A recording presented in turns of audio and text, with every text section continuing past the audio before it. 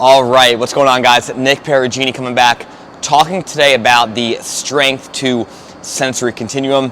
I've heard Pat Davidson talk about this, and I think it's an important concept that I definitely use when explaining the context of certain exercises that I'm giving to clients or patients.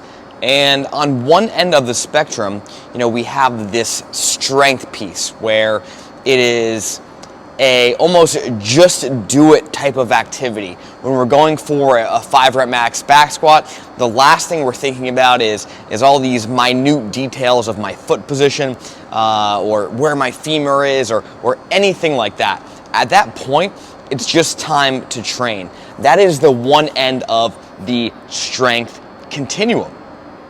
On the other end of the continuum is the sensory component.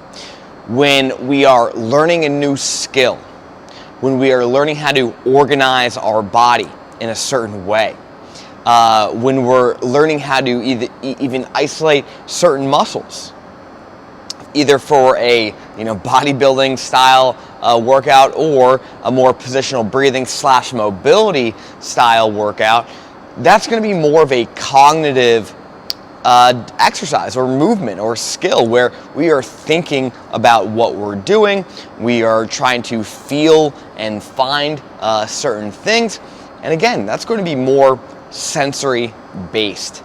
So a lot of the questions that I get about some of the exercises that I give my clients is, well, when should I be doing this, or when should I be thinking about these things? And of course, that is context dependent on the activity that you're doing, what the goal of that activity is. Are we trying to build strength? Are we trying to create hypertrophy? What is the goal of the activity? And the goal of the activity will help influence really what we're thinking about, or how little or how much we are even thinking.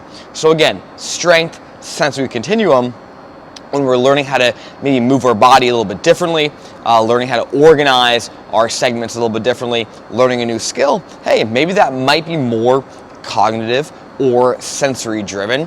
When I'm trying to create some kind of adaptation, whether that be hypertrophy or strength or some kind of physical quality, right? We do need to kind of just go and just train, and we have to know when to put that pedal down and hit the gas to create the adaptations and outcomes that we want. So strength, sensory continuum. Not everything should be so sensory or cognitive driven, and not everything is just do it. So hope that helped. I hope that gave you guys some context that you can use either with your patients or with your clients, or in your own training to understand, hey, when to think, when to go.